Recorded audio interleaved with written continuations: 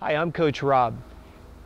In another video, I had mentioned how important having a strength base and having an aerobic engine is to going fast and being able to go fast for a long period of time. In that video, I mentioned that there's an element called cardiac output, aerobic function, that I want to discuss in this video.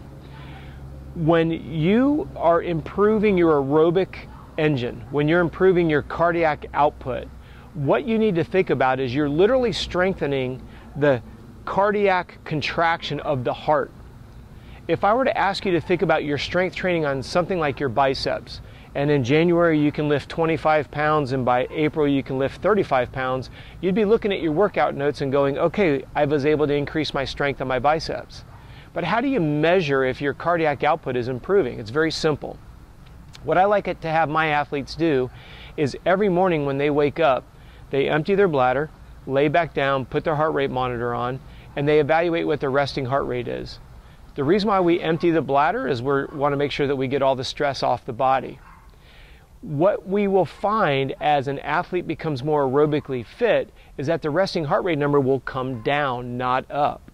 There's a lot of misinformation and a lot of confusion associated with that because they think if I'm fitter, I must be able to sustain a higher level of heart rate.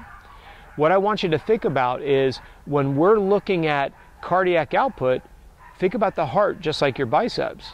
It's getting progressively stronger, which means it puts out more millimoles of blood, which is how we evaluate the volume of cardiac output in the heart. What's important about that is the more blood that gets pumped, the more oxygen that gets to the working muscles. So I wanted to kind of break down that confusion, like how do I know if I'm getting more cardiovascularly or aerobically fitter? Look at your resting heart rate. Now when we do field testing with our athletes to ascertain their max heart rate, there's not a 1-to-1.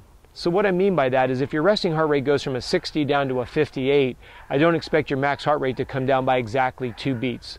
And with our methodology, we allow a factor margin of error of plus or minus 2% on either end. But for the sake of this video, I wanted you to understand when you're doing your long, what we call SLD, slow long distance training, or you're working at a low intensity zone, you're enhancing your aerobic engine. You're building that cardiac output. The strength of your heart is going up. And that's a great sign of fitness. When you accompany a better cardiac output with a great level of strength, not only will you be able to go fast, but you'll be able to go fast and sustain it for a longer period of time. Then we tie it into the specificity of your sport, and that's how we build your training programs. If you have any questions about this video, please do me a favor and email us. We'd be happy to get you whatever answers you're looking for. Reach us at contact@coachrob.com, and as always, I appreciate you watching the video.